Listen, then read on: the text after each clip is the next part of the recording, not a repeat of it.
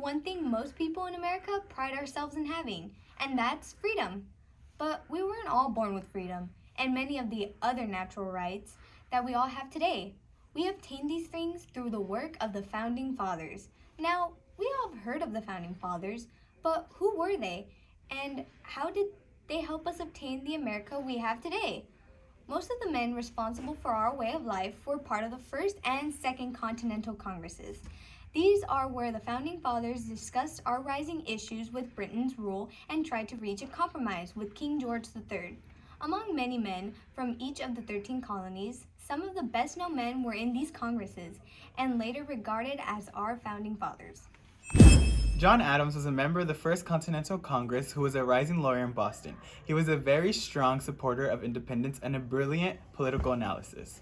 He wrote Considerations of the Nature and Extent of the Legislative Authority of the British Parliament, which proposed an idea which stated that the British government didn't have any authority over the colonies.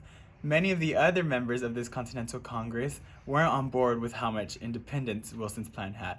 They were still hoping for a compromise, and they sent a Declaration of Rights and Grievances to the King in 1774.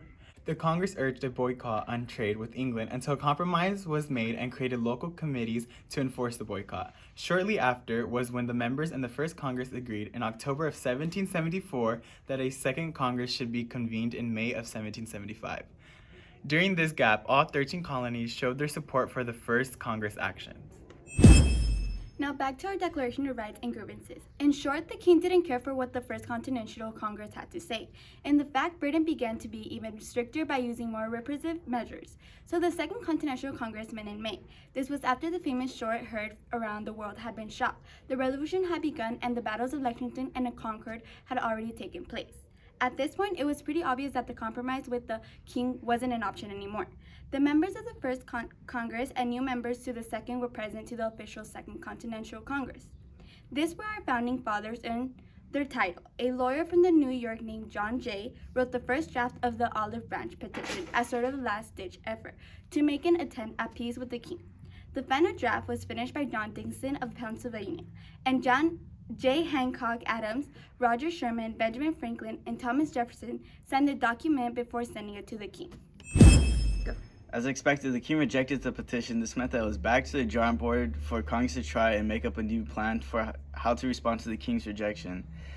About a year after the revolution started, Richard Harvey Lee of Virginia suggested to Congress that colonies should be free and independent states and that all political connection between them and Great Britain should be dissolved.